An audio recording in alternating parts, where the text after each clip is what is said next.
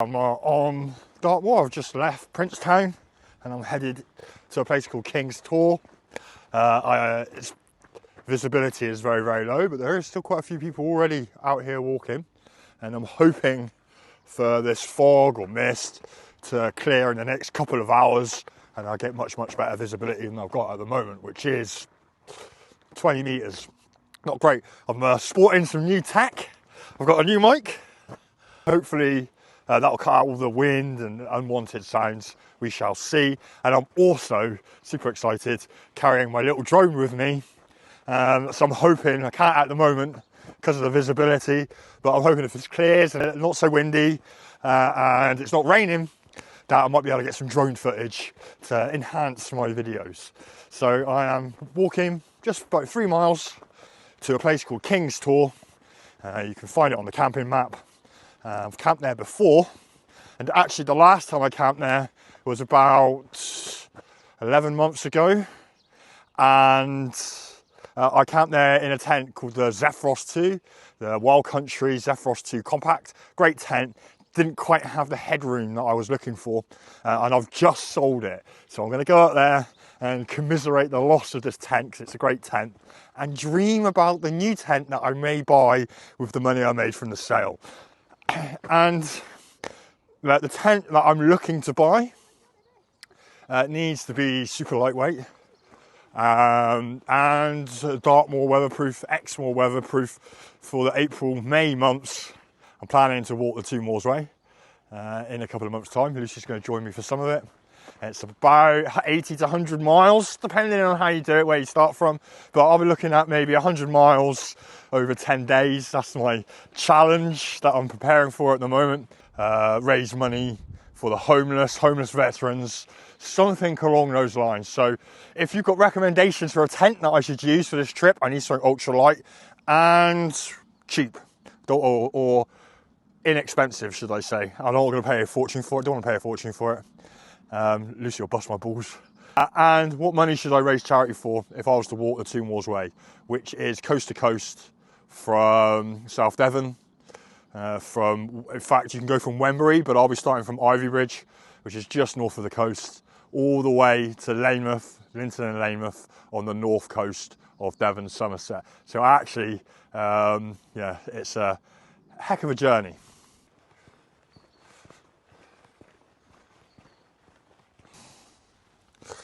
You can see the horrendous foot conditions that I'm going to experience. There's a pathway up there, which is what I'm going to head on. But it's going to get very wet. I was going to bring out my trekking pole tent by DD Hammocks. Very, very, big, lots of floor space.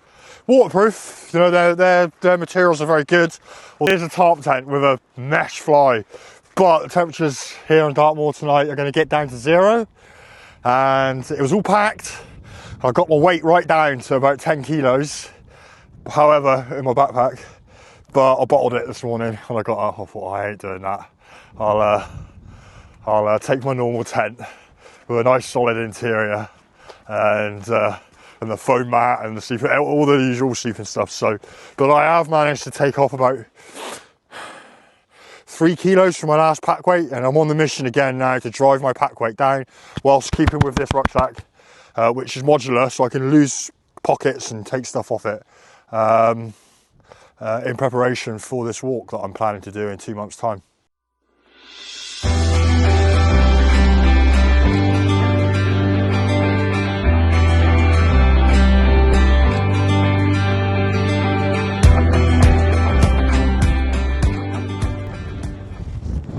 Now I've got to find out if my white works, because there is a good 25-mile-an-hour wind coming right through there. I'm in a quarry, it's like a canyon, and the wind is just flying right through right now. So, and it started to rain. Unless I find a better spot, I'm going to come back and camp here. And someone's even left the remains of a fire, which is a bit naughty, but they've made a very good effort with the stones, so rough with the smooth. Yeah, it looks like a fairly decent spot, protected, and I'll be able to fly the drone from here. I've only got to check to see if there's 4G, because obviously that's a deal breaker. Looks like we've got 4G.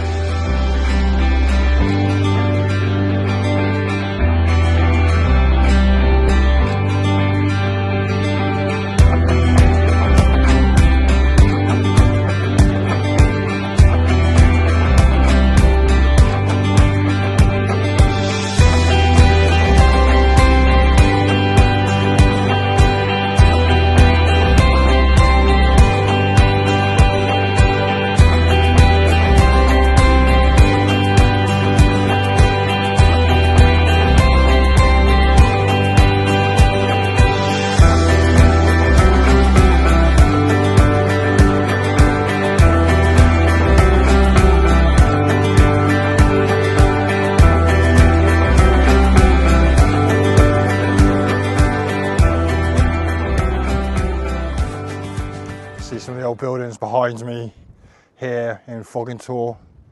This used to just be a massive construction site. In fact, all of Dartmoor was absolutely just one massive construction site in times of old, an old industrial site where stones and metals were removed to feed the big cities. And there's a sign up there saying no camping at this site. However, I believe, and I haven't just checked, where we are right now standing is permitted for camping according to the camping map.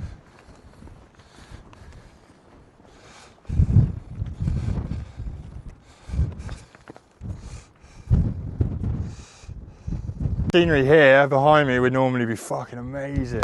I mean, I'm really quite high up, probably about 50 metres above ground level below me.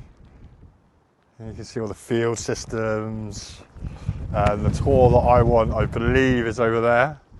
You can't see it because of the fog. So I'm probably just going to get there and camp up. I'm not going to go back to Foggintor. Pony hasn't moved for about 10 minutes. Oh, there's two of them, look.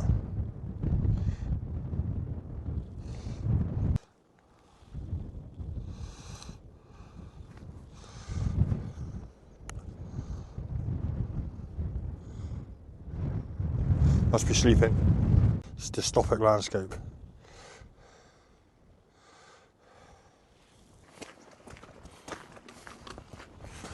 Horses do sleep standing on their feet, and they sleep about 15 times a day or something silly like that for about 15 minutes. Interesting, right?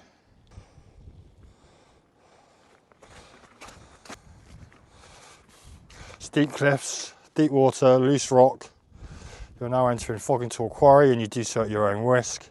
Maristow estate owners are in no way responsible for any damage or injuries sustained to any person near to or within the quarry.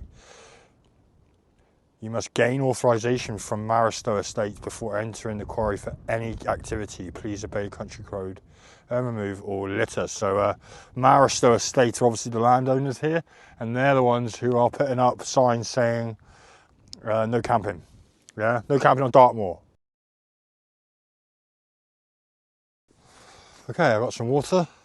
Now it's a 1 mile hike to King's Tor. And there, in the distance, is King's Tor.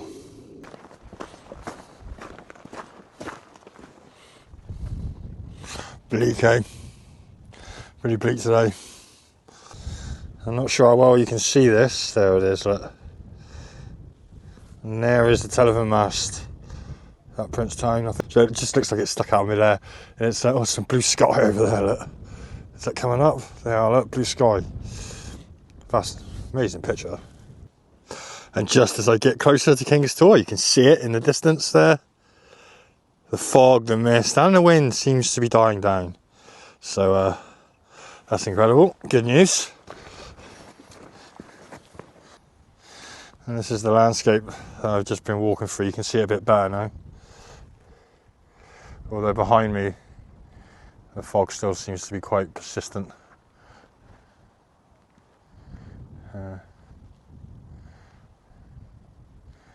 And now King's Tor is clear. So hopefully when I get there, I'm not too worried about the wind. I should be protected.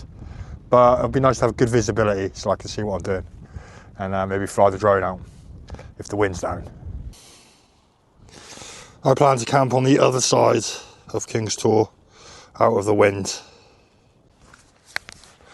And this is King's Tor.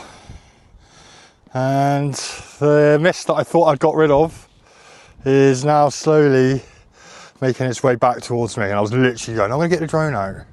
So I need to get behind this rock here, and I'll be facing out to the west, and I'll be getting out of the easterly winds that are currently hitting me at the moment. And the gusts are about 25 mile an hour plus, so there's not very powerful winds today, but very, very powerful gusts.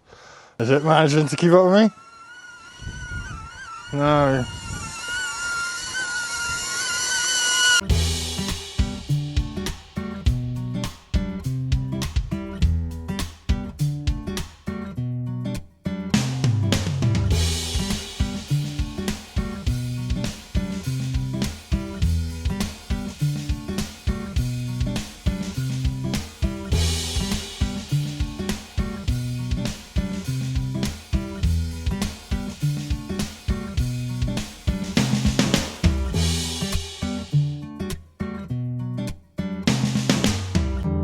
Actually numerous good pitches here, but this is the spot that I camped on previously.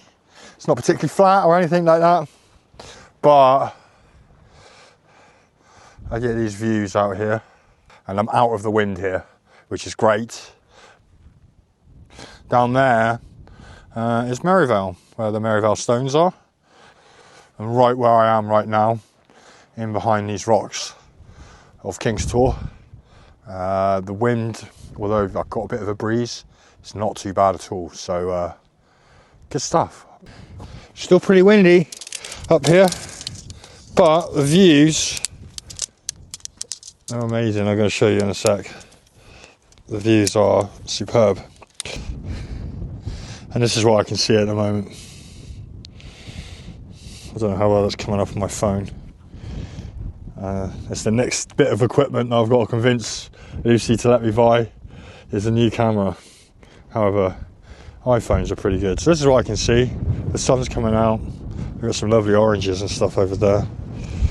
And there's a tunnel and some old farm buildings and stuff all dotted around. The wreckage of the quarry. There's ancient stones just down there, like I mentioned earlier. And I'm really looking forward to just chilling out now and enjoying the scenery. I'm going to have some rice and sausage for my tea. I get requests, Dan, why don't you show us what you cook? And it's like, well, it's really not that interesting. It really isn't. I don't know what the fascination is with cooking out while camping. I know people, people who are really into their stoves, camping stoves, and I'm like, I don't personally get it. I'm more interested in the scenery and the animals and the peace and quiet and the wind blowing through the tent, not the cooking. So, and I haven't checked to see if I've got a 4G signal here. I've got 2 bars apparently, which should be enough for some darts. So I'm going to chill out, watch the darts, have something to eat, and peace out completely.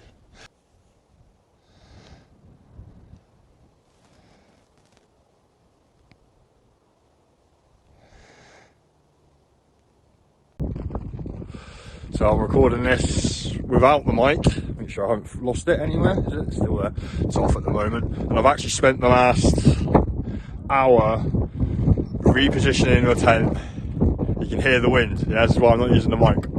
And the gusts are 30 mile an hour plus. So I'll quickly go around and show you the tent, the additional guy lines and pegging positions. Okay, back on the mic now. Yeah, I had to move the tent as a matter of urgency because the wind was coming side on and the tent was bellowing. I did consider moving, but to another spot completely, in behind a rock wall actually. It would probably be much safer. But instead I've added a load of additional guy lines.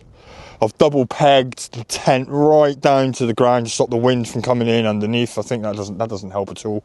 And it's not moving. That tent's not moving anywhere. But I am worried about guying the ropes and creating pressure points on it. So if you look here, look, you can see I've got sort of a pressing knot on there and here, and there is giving there. But this pole was deforming quite badly under the wind. And at the moment it's only about 20 mile an hour gusts, 25 mile an hour gusts, but there's going to be another 10 mile an hour on top of that tonight. So I don't normally stay out in the wind, but I'm going to get back in my tent, which is a mess because I left most of it in there as I moved it around, and I'm going to enjoy the sunset, which is amazing. Look at that, look at the colours. And there are other people, oh they've gone, who are up there. They were watching the sunset too, probably thinking, Darren, you're an absolute nutter. So there's the sunset I've come for. So I decided not to move for that reason. It's getting quite cold as well. Anyway, I'm going to get back in my tent, tidy up, pack everything that I don't need out. Anything that's non-essential is going to get packed away. My bag's going to be pretty much ready to go. And then all I have to do is smashing the tent in on top if I have to leave in an emergency. And it's probably a mile or two to the nearest road. So I'll head to the nearest road. So that would be my plan. So I'm going to camp out in the wind tonight. For the tent nerds, again, I have added one very long guy line on there and a couple of shorter ones. They're attached to the pole, which I'm not happy about. That one's just come with, just clips straight on. And the wind is coming across the tent this way. And you can see that I've nailed these down. It's just the poles. Will the poles hold? That's what I'm worried about. So nothing else is moving, and you can just see how it's absolutely rigid. So there's just enough give in these just to allow it to sway a bit with the wind. So fingers crossed. It might be a bit hairy tonight, but it could be quite a lot of fun. You've got to do these things, haven't you? I spent the last hour or so, maybe an hour and a half, repositioning the tent, nailing it all down. And that must be bloody crazy, but what I can see out there is class. So, this tent's never been secured like this before. It's never been battened down like this. I've never had to use all the pegs in my bag, which is 33, yeah, from Sonic. The video really doesn't do justice for what it looks like for real. So, beautiful. So, almost like something you'd see out of a movie. You can see that mist just sweeping in down there in the middle of the picture. And I've got it, you should be able to hear the wind in the background. So these are like 20 odd mile an hour gusts. It's going up to 35 mile an hour gusts in the morning. So, and I've decided to stay here just so I can stick it in the title of my YouTube video. Yeah, so I can get more clicks. It wasn't planned.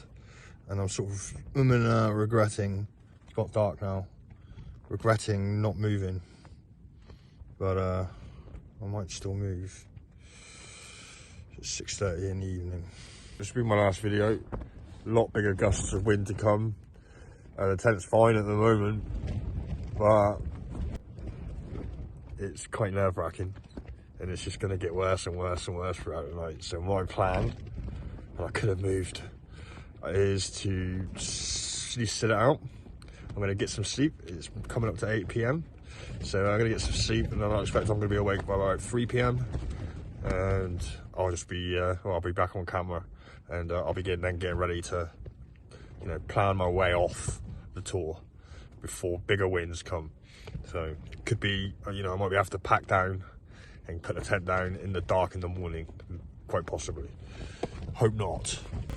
See how brave I am. Night night.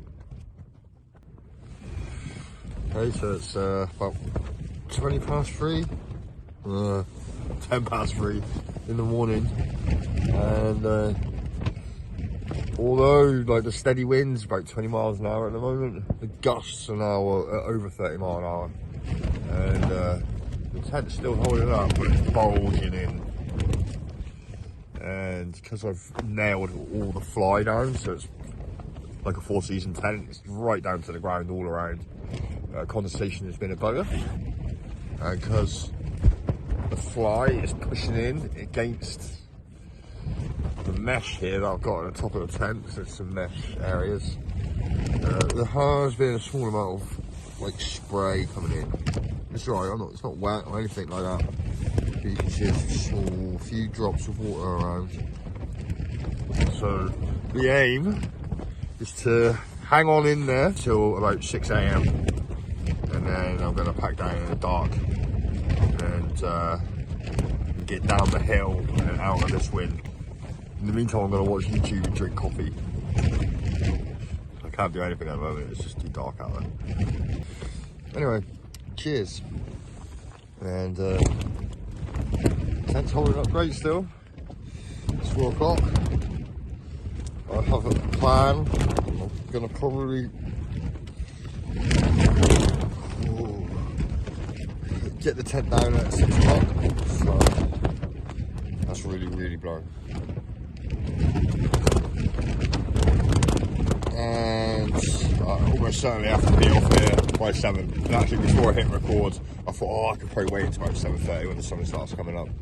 But I mean, after this, and I know it's getting heavier, but I'm probably starting to push the tent to its limits. So, happy days.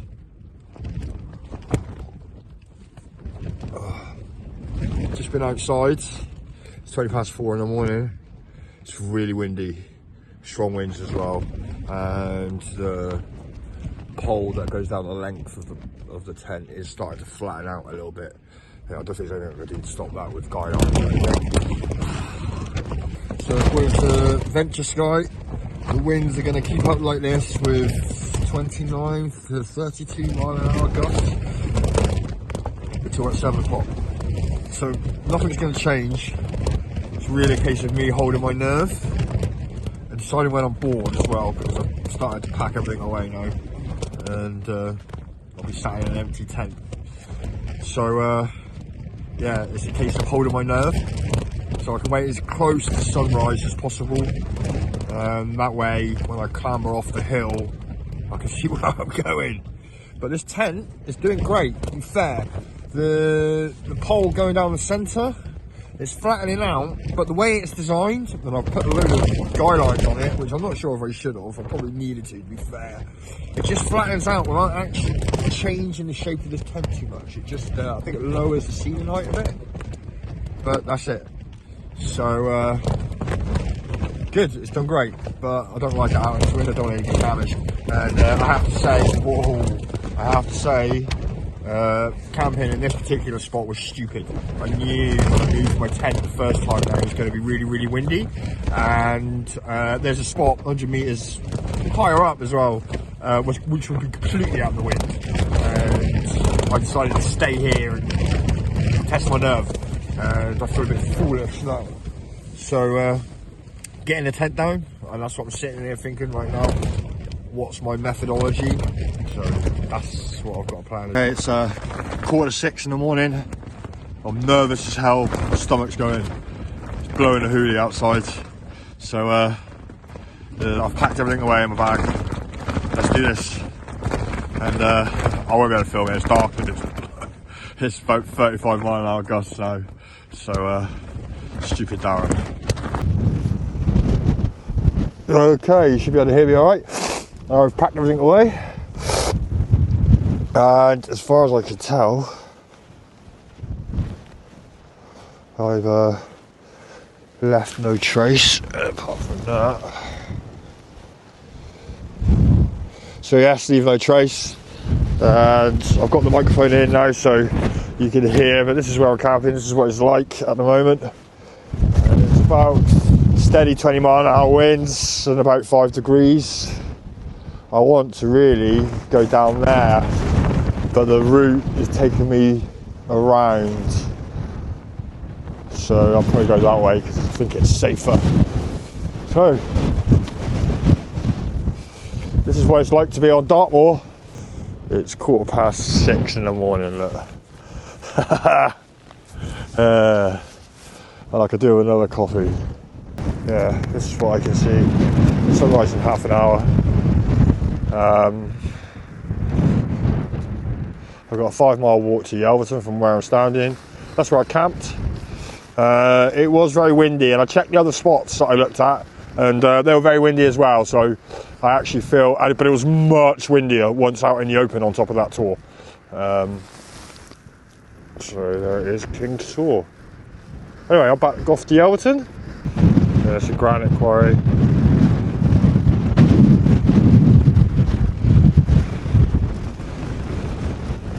Magnificent scenery. I mean, look over here.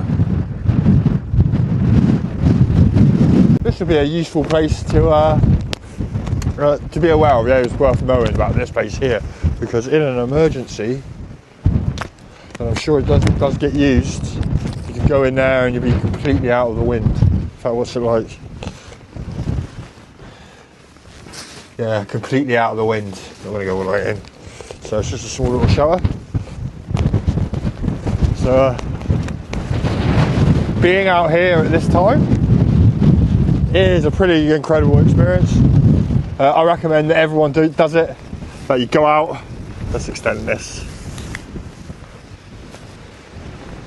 That you go out at stupid o'clock in the morning in a semi-storm of wind and rain, and experience nature as it's meant to be experienced. And I just know I'm going to have a good week now. I'm going to be set right up mentally.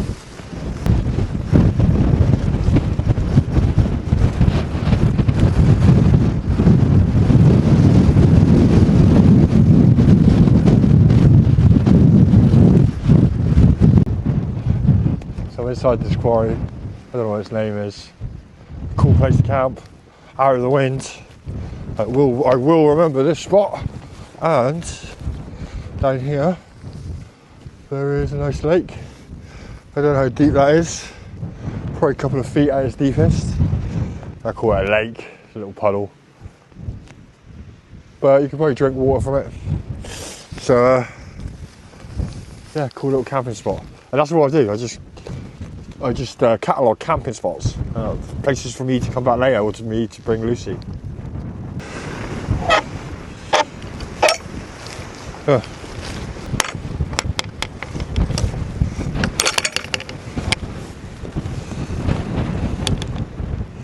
Sun's just coming up. Look at those colours. Camera doesn't do it justice. Those beautiful pinks and peaches and oranges. So, and over there, look, amazing.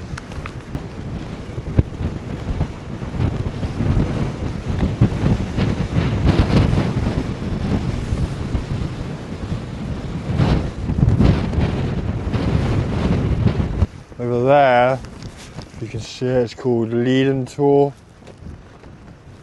And we can see now that we're getting a bit of a sunrise. The route I plotted had one water crossing, and here it is. So I think this is the River Walkham, or at least on the other side. I think it swings around on the other side of the tour about climb is the River Walkham. Anyway, I'm gonna have to walk through this. I don't really see any other option. Happy days. I actually hate doing this.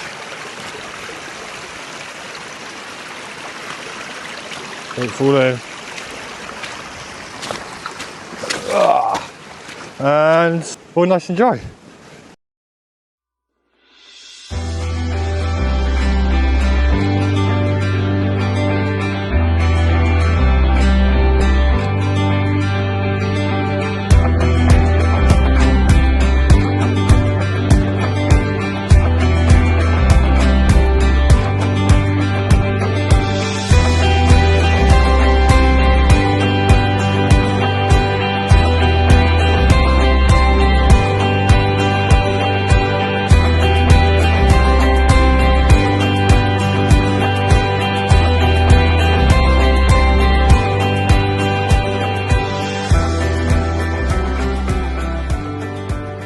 My claims of love of the countryside, or Dartmoor, or Foggintor, or coast to the coast, wherever it may be.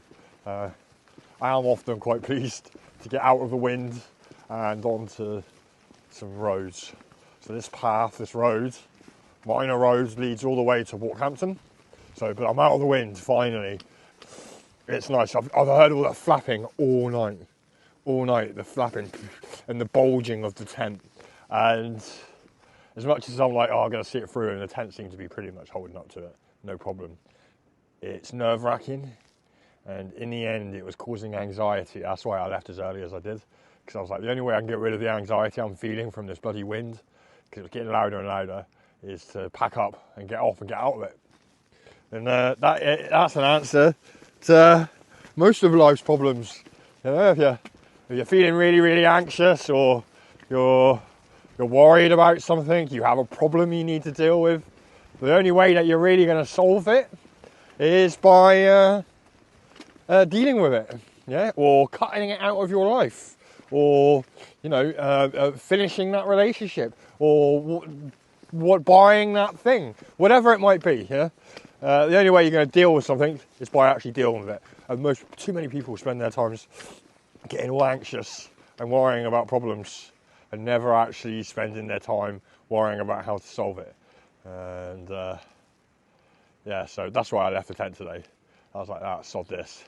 I was saying it's giving me massive butterflies. So I packed up and left. And guess what?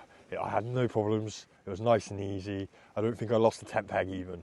Yeah, and I did it in pitch black. So I'm pleased, really pleased. You never know when this might be handy.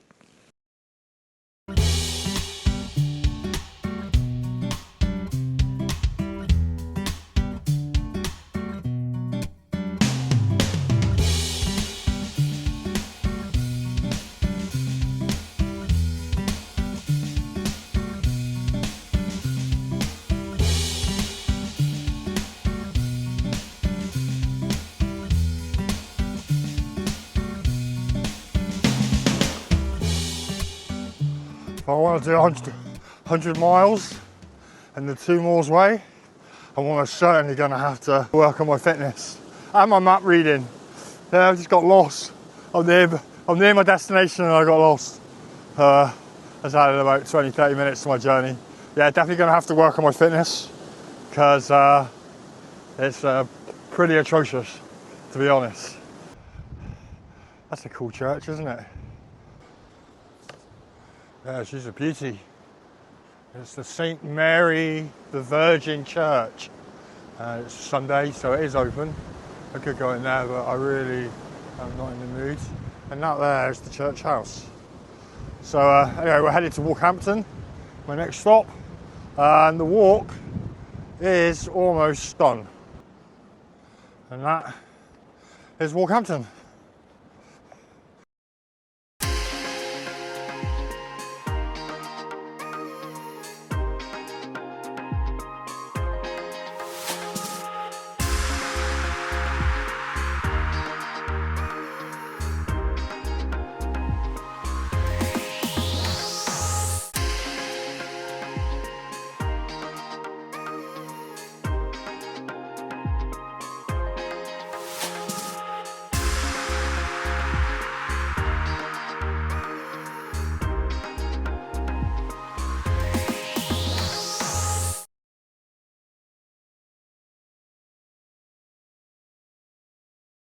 That's the end of my little mini mission. I did about 9 miles walking. I need to get that up to 10 miles a day, and I need to get my backpack weight down. This is for the 2 Moors Way walk.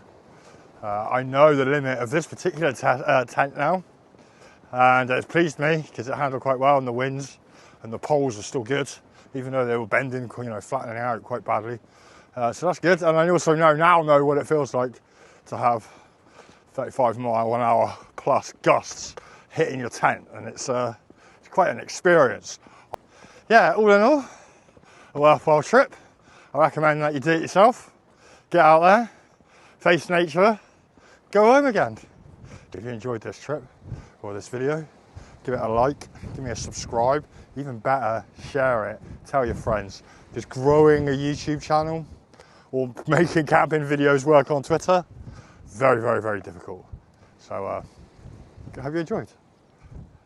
And more importantly, because it was the main reason why I come out, is I got to test the new mic I got for my birthday from the lovely Lucy, and I did get a bit of drone footage, so which you would have seen, but not much. The wind, as I've already said many times, was horrendous, so I couldn't fly it. But yeah, so hopefully, although I messed around with some of the settings, the sound is okay.